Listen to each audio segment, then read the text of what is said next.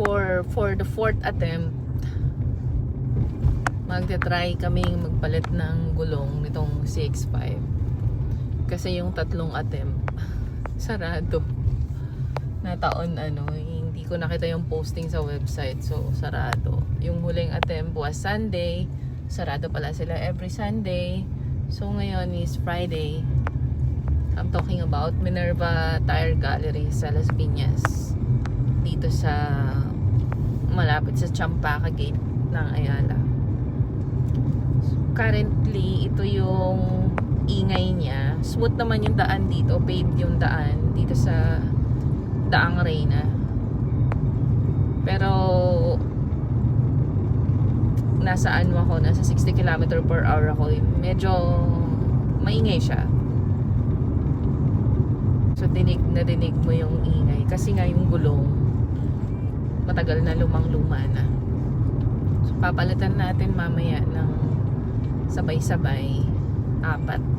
Ang stock kasi nito is Yokohama at Geolander, which is mas mura. Parehong may stocks. So tingnan mamaya kung anong madesisyonan ko. Kasi medyo mahal din yun. Aabutin almost 50k. Yung Michelin is nasa 10.9 each. Kaya compute muna mamaya, weigh my options, tapos i-test natin ulit kasi same din naman yung daan pa uwi. Tay, nangangalakal kayo? May bibigay ako doon. Pwede yan mga ganyan? Pwede yan? Sa kalsada ng mga kids, mga sagasaan.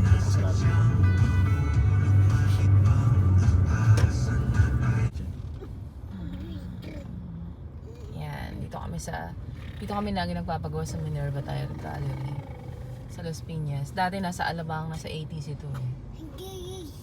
So inquire muna tayo. May diretso doon sa Abacante. Hindi, sila magsasabi sa'yo kung ididiretso mo or hindi. Park mo muna dito. Ito yung current status ng gulong ng 6.5 ngayon. Pudpud na. This is the Geolander G98.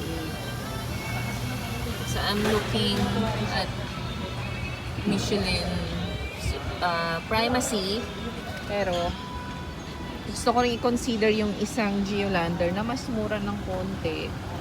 Yung is talagang pudpud na siya.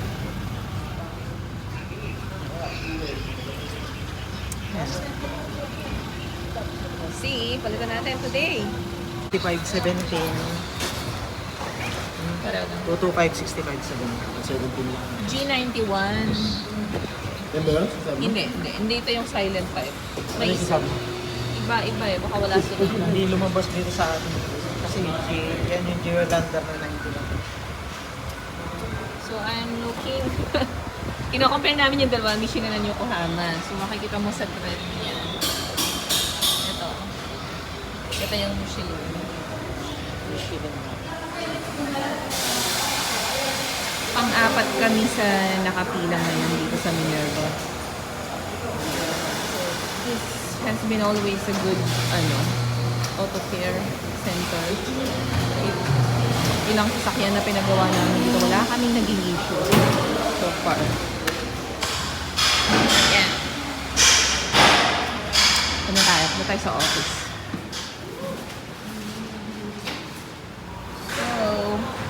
Nag-decide ako sa dito.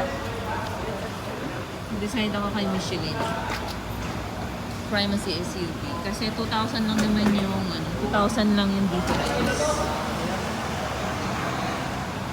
See, sana na.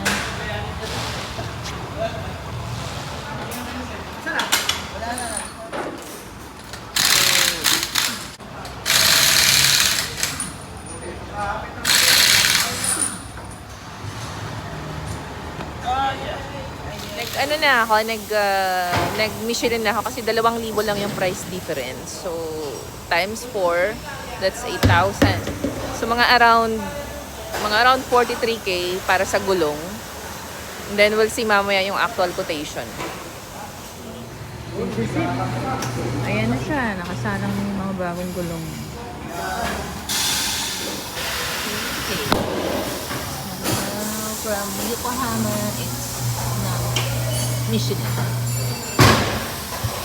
Michelin Primacy SUV Plus. Gulong niya, pudpud na talaga. Tagal na kasi nito eh.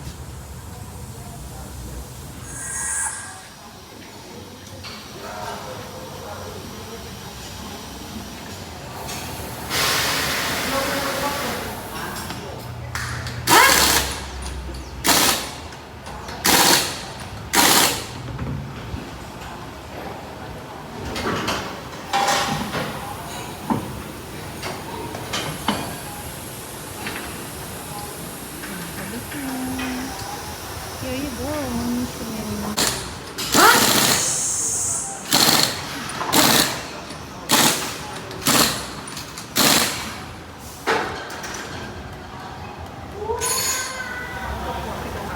Nakita ko na.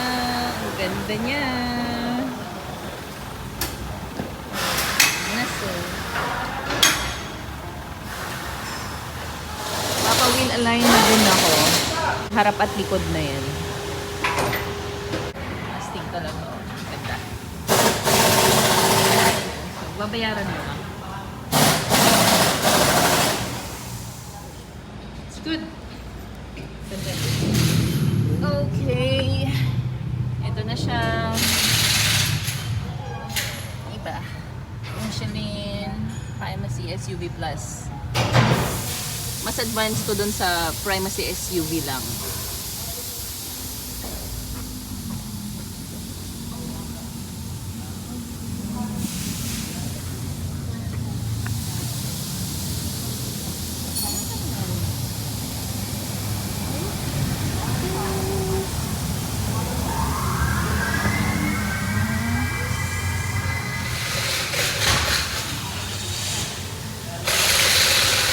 Ready to roll. Tingnan natin.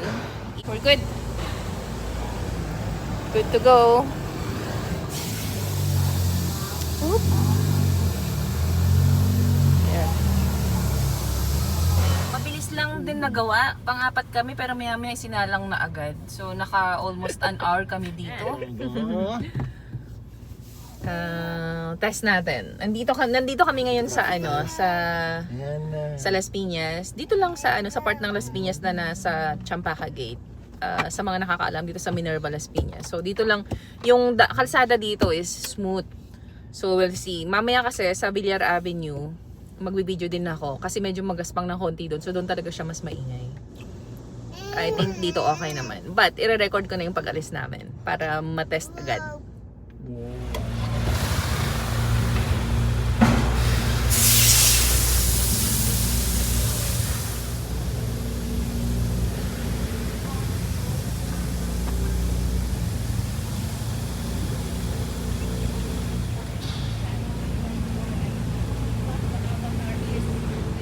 Feel the difference. Mahirap lang siya explain kapag napapanood lang, pero pag dinadrive mo, ramdam mo yung difference ng smoothness ng gulong.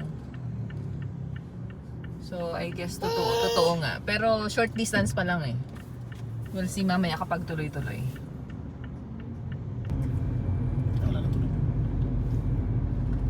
Okay, ayan. Testing tayo dito sa Danghari. Dito sa likod ng Ayala. I would say yes. Smooth talaga. Yes. Smooth talaga siya. Pero malalaman natin mamaya sa medyo rough road ng konti. Kasi dito aspaltado eh. Hindi na siguro maririnig sa video pero in actual kapag dinadrive mo, nabawasan yung ingay. Sarap na to i-long drive. Minsan kasi akala mo okay pa yung gulong pero lalo na pag Japan tires. Sabi nga nila kapag Japan tires, minsan kahit expired na pwede pa. Pero for safety, lalo na laging may batang kasama, i-risk mo pa ba yun?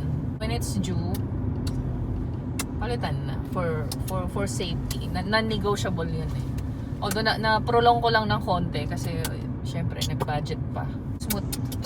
Yung pinakabit ko kasi, yung ano ko is Primacy SUV Plus. So mas advanced yung feature nun. Hindi siya all-terrain. Kasi ayokong i-sacrifice yung quiet ride, yung smooth ride.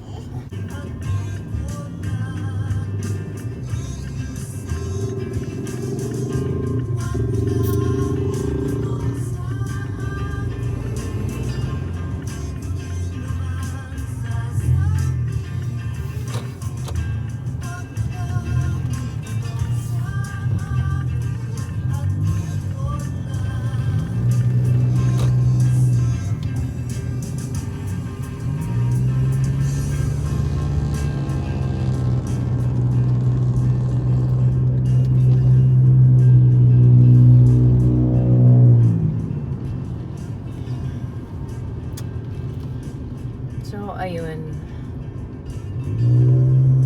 Tahimik nga siya. Ang laki ng nabawas na noise.